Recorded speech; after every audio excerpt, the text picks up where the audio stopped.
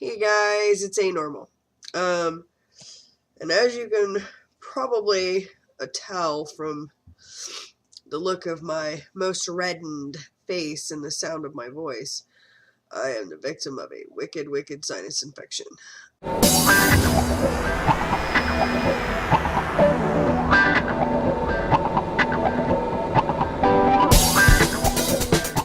So you'll forgive the sound of my voice and the state of my face and all that other loveliness. Few things I wanted to touch on.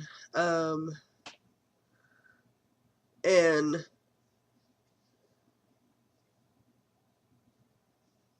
sorry, I'm medicated, so Sudafed.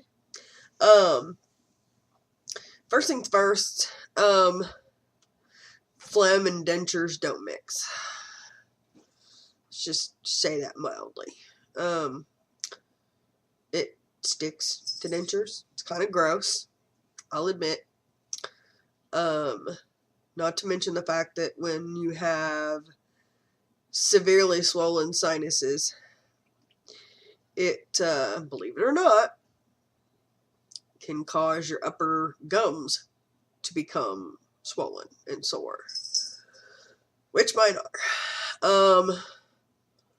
And the only reason I have my teeth in now is because I had stuff that I had to go do today. Ow, that hurt. My lip is so chapped. Sorry, guys.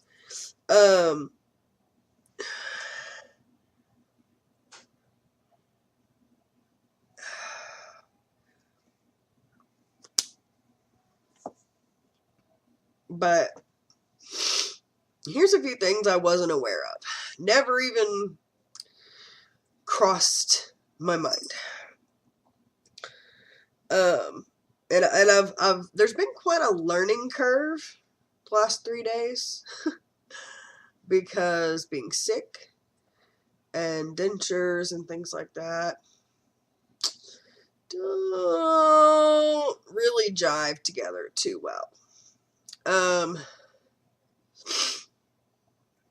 First things first, it's kind of a twofold thing.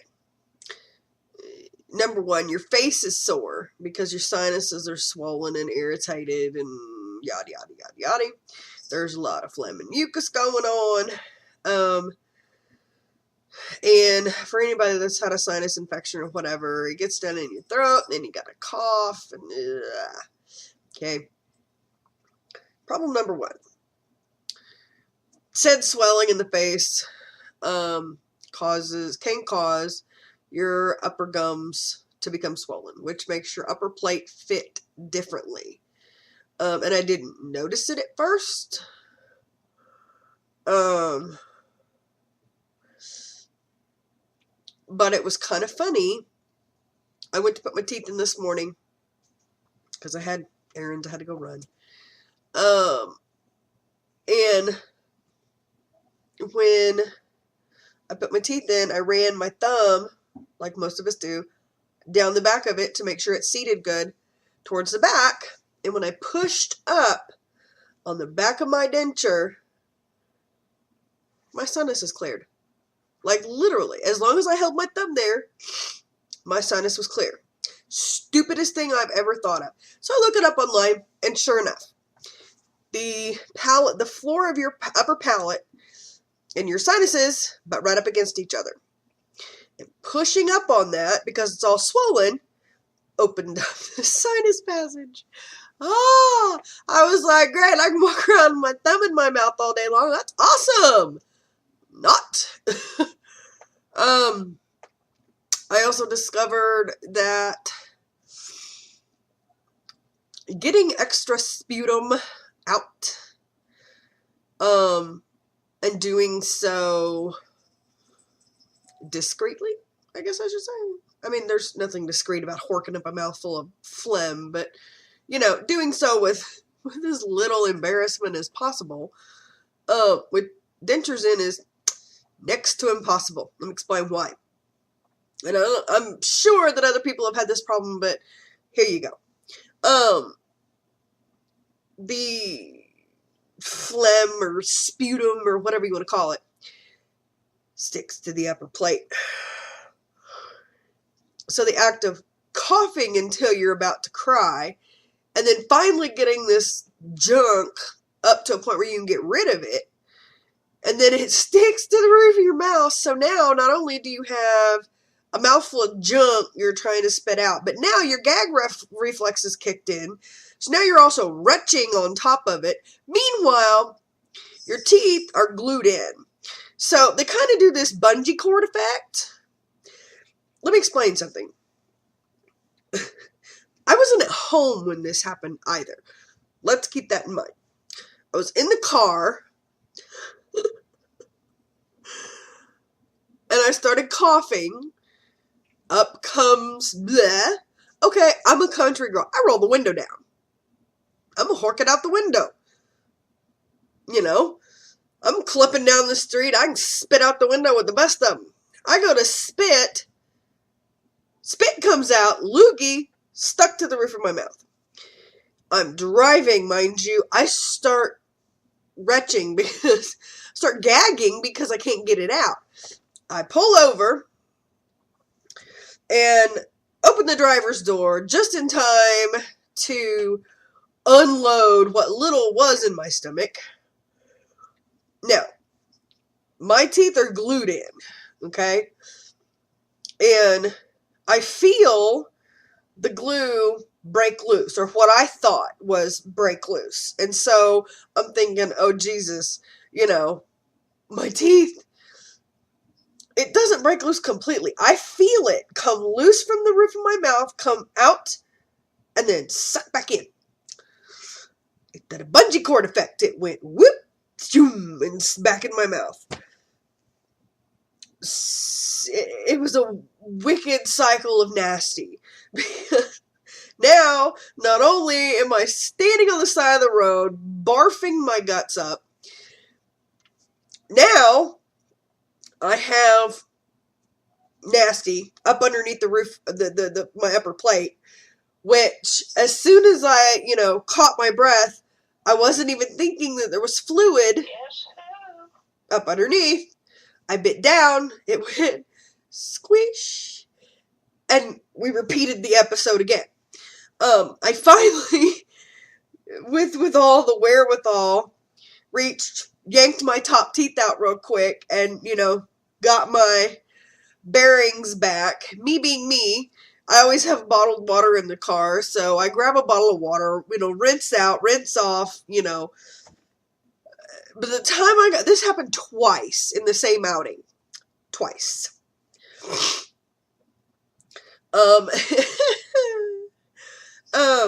So here's my thing. If you have a sinus cold and you have any kind of gag reflex, stay home. Take your teeth out and stay home. I had some lady, and I pulled over to a parking lot is what I had done. I whipped into a parking lot real quick and threw it in park and jumped out. And lady runs over. She says, "Ma'am, are you okay? Are you okay? Lady, I'm fine. Just leave me alone. Go away, please." But long story short, the last couple of days have been really interesting. Needless to say, I did not wear my teeth very much yesterday. I had them in all of a couple hours at the very most. And I'm feeling a lot better today. I spent most of the day yesterday in bed just because I felt absolutely awful. And I'm still not feeling great. As you can probably tell, I'm still really stopped up. My face feels like somebody stepped on it. I'm still coughing up nasty stuff. But I'm waiting on a phone call saying I can come get my truck because that was my big errand yesterday is I had to go put my truck in the shop. And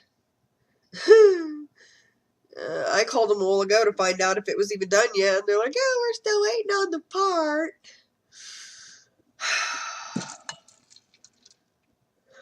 Yeah. So, you know, I'm kind of at their mercy, and I don't want to wait until they call and then be like, oh, well, hang on, I gotta put my teeth in first. I will say this: the place we took them is a great place. We have a loaner car until they get it fixed, which is all good and fine. I mean, they didn't leave us hanging with no car. However, they put me in a Toyota Camry. Okay, listen, I am not a little bitty four-door car kind of girl. God didn't make me that way. I am a big, fat, American-made V8 four-door SUV kind of girl. And I want my truck back. Took my husband to work this morning in that little car, and I swear to God, it's like driving a go-kart with air conditioning. It's ridiculous. I want my truck back. So, I figured while I'm waiting at the mercy of the garage, I would... Damn cup's dripping on me. I would jump on and share the horror of my last couple of days. So, I told my husband, I said, only me. Only me. This shit doesn't happen to anybody else. It's just me.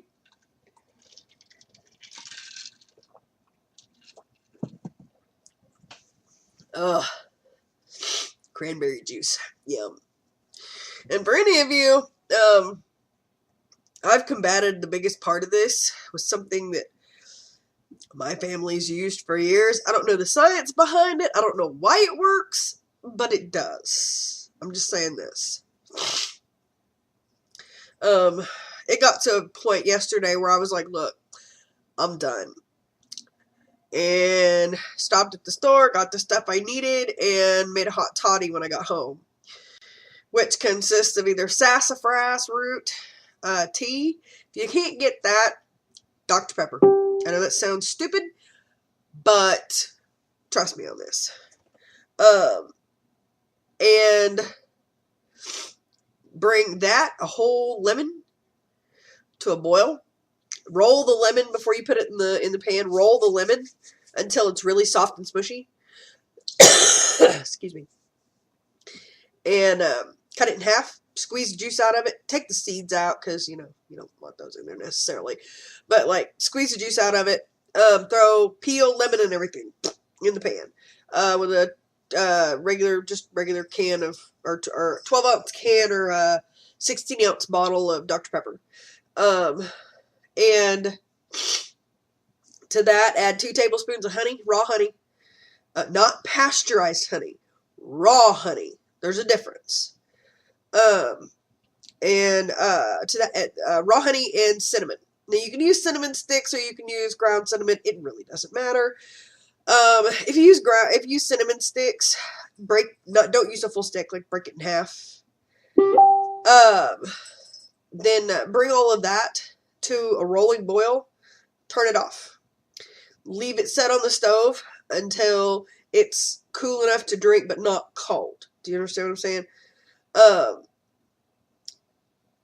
Strain it off, because of course, I mean, you don't want all that junk in your cup. To that, add one of the, you don't even have to buy the big bottle. Like, you can go to the gas station or whatever, buy little shooter bottles of bourbon whiskey. Doesn't matter what kind. Doesn't matter. I use Evan Williams, but that's, neither here nor there. So don't add the shot to it until you're ready to drink it. Okay? Don't stir it. Just pour it in and chug. And I'm telling you, do not sip this. If you sip it, you'll never swallow more than twice. Chug. And I mean, like, chug. Go to bed. Drink that and go to bed. You will instantly feel your internal body temperature jump up about 5 degrees and you will start sweating. Go to bed, cover up, stay covered up, sweat it out. And by morning, you may not be better, but you will feel better. And it will, yesterday, my husband and my kids, I was telling them, I'm gonna die. I've caught my death. I did. I literally felt like I was gonna die. I was just miserable. Today, not so bad. I actually got some sleep last night and feel somewhat okay. Not gonna say that, I'm feeling 100% because I'm not. I still kind of feel like shit warmed over, but either way, it works. And for those of you, I put it on the Facebook, the Dentures Young and Old support. I posted the recipe to that yesterday. And I'm telling you, I genuinely do feel better today. I'm not 100%, but we're getting there. So, other than that, I'm going to jump off of here and call him back and tell him I'm on my Jack. But I hope you guys have a great day. If you got the sunshine, go enjoy it. Even if it's raining, go enjoy it. Don't forget to smile, guys. Smiles are contagious. They're free. And you would be amazed at what a smile can do for somebody's day. So stay safe out there. Hopefully none of you guys catch this. And if you do, God, I'm sorry. I didn't do it, though. I promise. This video is germ free. I promise. But until later, see you later, guys.